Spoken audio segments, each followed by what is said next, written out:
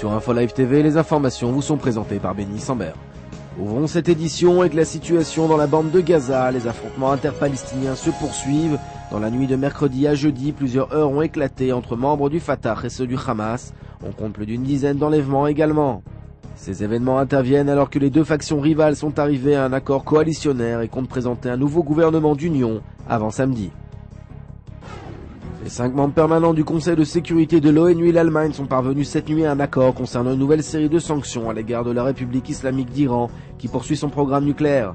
Cette information intervient alors qu'un nouveau haut responsable iranien a disparu. Selon le quotidien Al-Sharq al-Wassat, cette nouvelle disparition serait liée à celle numéro 2 du ministère iranien de la Défense il y a un mois.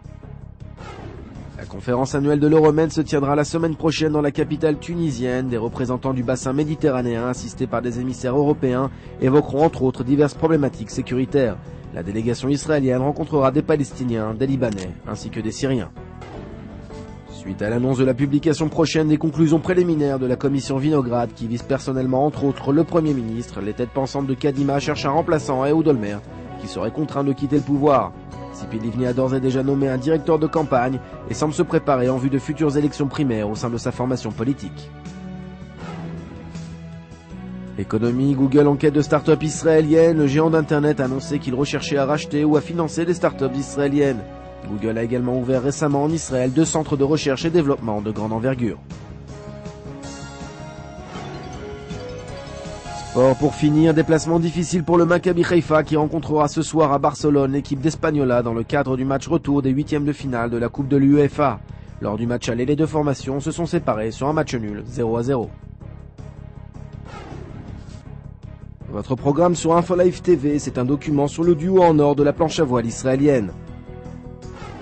Retrouvez également un point complet sur les conclusions de la commission d'enquête Vinograd, apparaît très bientôt. Découvrez également un document exceptionnel retraçant une partie secrète des relations israélo-allemandes. Enfin, découvrez en exclusivité pour InfoLive TV les premières images du long métrage d'Emmanuel Nakache et de Stéphane Belaïch, Le syndrome de Jérusalem.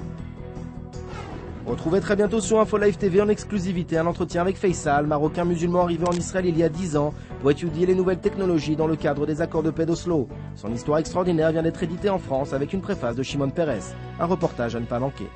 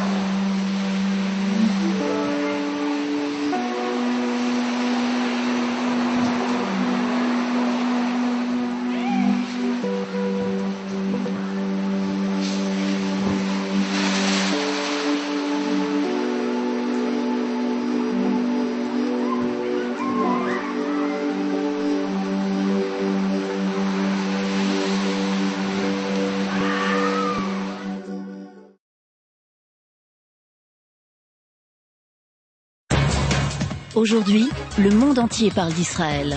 Mais qui parle d'Israël au monde entier, en temps réel, en 4 langues et en direct de Jérusalem? InfoLive.tv, la première chaîne de télévision internationale israélienne. 24 heures sur 24, 7 jours sur 7, suivez de l'intérieur l'actualité d'Israël et du Moyen-Orient. Des reportages, des interviews, un grand journal et des flash infos en images dès que l'actualité l'exige. InfoLive.tv, votre regard direct et vrai sur l'actualité d'Israël. Retrouvez InfoLive sur internet www.infolive.tv.